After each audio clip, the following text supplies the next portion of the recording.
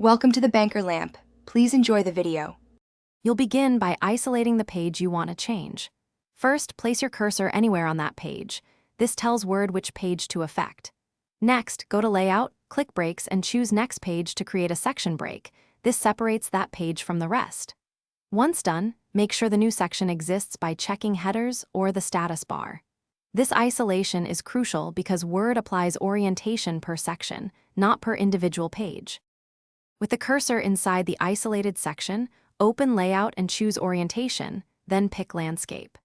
Don't click globally. Instead, open the Page Setup dialog via the small launcher icon and set Apply to this section so only that page changes.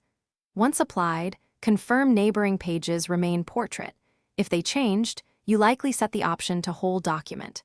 Make sure margins and headers remain consistent. And adjust to finish, view the document in print layout and inspect section breaks. Delete any stray breaks that create blank pages. If headers or footers mirror across sections, turn off Link to Previous in the Header/Footer tab so each section can have independent content. If orientation still affects more than one page, reopen Page Setup and reselect this section.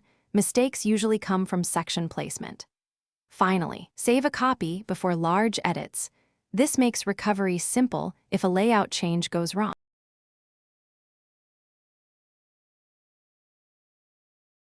Thanks for watching. If this was helpful, leave a like and consider subscribing. See you next time.